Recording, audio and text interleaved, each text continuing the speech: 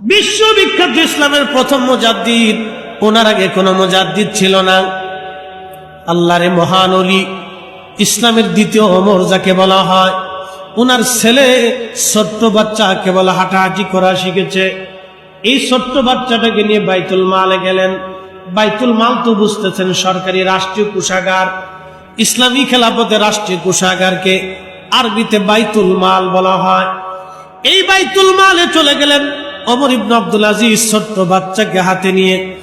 স্ত্রীর সাথে, বিবির নাম ছিল ফাতেমা। বন্ধু খুব মনোযোগ দিয়েন, সন্তান এবং বিবিদেরকে নিয়ে সঙ্গে চলে গেলেন বাইতুল মাল ঘুরে ঘুরে দেখার জন্য। যাওয়ার পরে দেখলেন বাইতুল মালে কিছু আপেল জমা হয়েছে, ফল। বাচ্চাটা দৌড়াদৌড়ি করে, খেলতে খেলতে বাচ্চা দৌড়ে আপেলের কাছে যে আপেল দেখে, বাচ্চা একটা আপেল হাতের মধ্যে নিয়ে মুখের মধ্যে নিয়ে কামড় দিয়ে খাওয়া শুরু করছে। বুঝতেই তো পারছেন, ছোট্ট বাচ্চা, ওর তো কোনো অপরাধ নাই, ও তো কিছুই বুঝে না। আপেলটা নিয়ে খাওয়া শুরু করলেন। হযরত ওমর ইবনে আব্দুল আজিজ রাদিয়াল্লাহু আনহু দেখার সঙ্গে সঙ্গে দৌড়াইয়া যাইয়া বাচ্চার হাত চেপে ধরে হাত থেকে আপেলটা সরাই নিয়ে গেলেন। মুখটা চেপে ধরে বাচ্চার মুখের মধ্যে আঙ্গুল ঢুকে আপেলগুলি বের করে নিয়ে আসলেন। স্ত্রী ফাতেমা জিজ্ঞেস করে বলে, স্বামী আমার, এই আপেলটা আপনি বাচ্চার হাত থেকে না নিলেও তো পারতেন, বাচ্চার মুখের ভিতর থেকে আপেল বের করে না আসলেও তো পারতেন। হযরত ওমর ইবনে আব্দুল আজিজ ডাক দিয়ে বলল, বিবি রে, আমার সন্তানরা দুনিয়ার মধ্যে আমি কষ্ট দিলাম, যদিও আমার অন্তরে ব্যথা লাগতেছে, আমার বাচ্চার কান্নার আওয়াজ আমার অন্তরে ব্যথার কারণ। কিন্তু তুমি জানো, কঠিন মেশরের মাঠে আল্লাহর আদালত কায়েম হয়ে যাবে, আল্লাহ সুপ্রিম কোর্ট কায়েম হবে। ওই সুপ্রিম কোর্টে আল্লাহ আমাকে ডাক দিবেন, সারা রাজ্যের মুসলিম খেলাফতের হিসাব আল্লাহ আমার কাছে যাবেন। আমার সন্তানটা আজকে একটা আপেল খেয়ে ফেলবে, আমার সামনে সরকারি রাষ্ট্রীয় কোষাগার থেকে আমার সন্তান একটা আপেল খেয়ে ফেলবে। কিয়ামতের ময়দানে এই একটা আপেলের জন্য আল্লাহর আদালতের কাঠগড়ায় আমি আসামি হয়ে যাব। দুনিয়াতে ব্যথা পাই, সন্তান ব্যথা পাক, কোনো অসুবিধা নাই। হাসরের ময়দানে আল্লাহর আদালতে আমি দাঁড়াইতে পারবো না। চিৎকার মেরে ধরে বলেন আল্লাহু আকবার। হযরত মুসা আলাইহিস সালাতুস সালামের জামানাতে বৃষ্টি নাই, প্রচন্ড খরা পড়ে গেল, গরম আর গরম, গরম আর গরম। মুসা নবীর উম্মতেরা একবারে বিতৃষ্ণা। আল্লামা ইমাম আবুল ফারাজ ইবনুল জৌজি উয়ুনুল হাকাতের মধ্যে 900 বছর আগে তিনি লেখেন, হযরত মুসা নবী, বৃষ্টি নাই রে, বৃষ্টির অভাবে একবারে কঠিন অবস্থা। উম্মতরা বলল, হুজুর বৃষ্টি হয় না, বৃষ্টির বড় অভাব, দয়া করে আমাদেরকে নিয়ে আপনি একটু দোয়া করেন যাতে রাব্বে কারীম আমাদেরকে বৃষ্টি দিয়ে দেন। হযরত মুসা নবী আলাইহিস সালাতু ওয়াস সালাম সব উম্মতদেরকে ডাকলেন, বনি ইসরাইল। বর্তমান যে বনি ইসরাইল, সেই আগের বনি ইসরাইল একরকম নাই। বর্তমান যে বনি ইসরাইল, ইসরাইল রাষ্ট্র গঠন করেছে, এটা হলো আমাদের দেশের রোহিঙ্গাদের মতো। আমরা যেমন জায়গা দিয়েছি, ফিলিস্তিনিরা ওই ইসরায়েলিদেরকে জায়গা দিয়েছিল। আজকে ওরা ফিলিস্তিনিদের জায়গাগুলি দখল করে 75 বছর ধরে আমার ফিলিস্তিনিদের স্বাধীনতাকে ধ্বংস করে দিয়ে, আমার ফিলিস্তিনির লক্ষ লক্ষ যুবক যুবতী ছেলে মেয়ে ফিলিস্তিনির মানুষদেরকে হত্যা করে। ওরা যখন ফিলিস্তিনিদেরকে হত্যা করে, তখন পশ্চিমারা ইসরায়েলিদেরকে অর্থ দেয়, টাকা দেয়, পয়সা দেয়, আর অস্ত্র দেয় পশ্চিমারা। আমেরিকা, ব্রিটেন, আমেরিকা, ব্রিটিশ আর পশ্চিমারা যারা আছে, ইউরোপের কিছু দেশ, এরা ইসরায়েলকে অস্ত্র দেয়, সাহায্য করে। আর আমরা যখন ফিলিস্তিনের মুসলমানদেরকে মারা হয়, আমার দেশের সৌদি আরবের রাজা বাদশারা, মধ্যপ্রাচ্যের রাজা বাদশারা তখনও ওই আমেরিকার পাশাটা গোলামি করে। এই কথা বলেন না কেন, ঠিক কিনা? উচিত কথায় মই বেজার, হক কথা বললে অনেকেই বেজার হয়ে যাবে।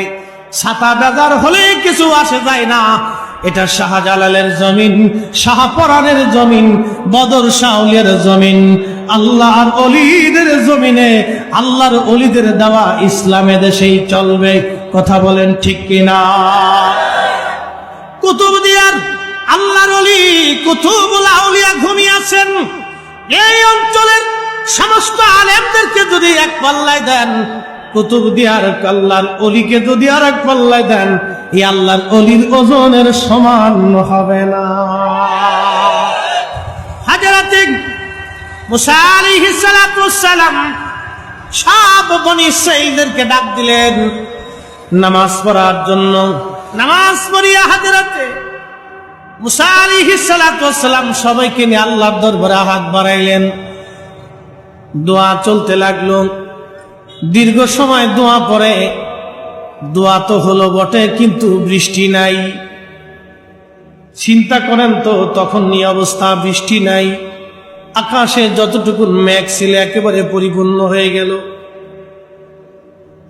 মেঘ খালি হইয়া আকাশ থেকে আরো গরম পড়া শুরু করলো। উম্মতেরা বলো, নবী গো বৃষ্টি নাই গো নবীজি। কি দোয়া করলেন মুসা গো?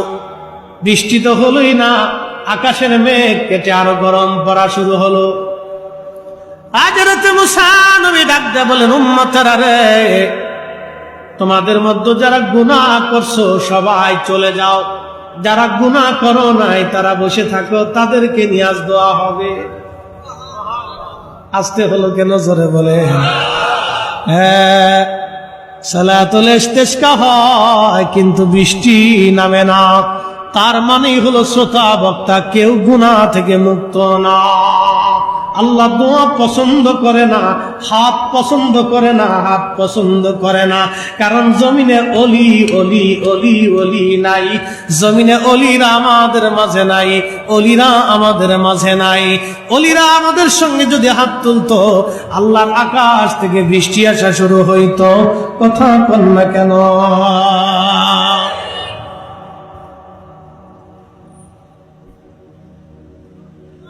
শুনিয়া যান মহেশখালীবাসী। মুসা নবী বললেন, গুনাহ যারা করছো চলে যাও। অনেক মানুষ চলে গেল, কিছু মানুষ বসে রইল। আবার দোয়া শুরু হলো।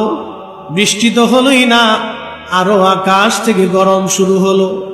উম্মতরা বলল, হুজুর বৃষ্টি তো হলোই না, আরো গরম পড়া শুরু হলো, কারণ কি? মুসা আলাইহিস সালাম বললেন, জীবনে একটা গুনাহ যে করছো সে চলে যাও, যার জীবনে কোনোই গুনাহ নাই সে বসে থাকো।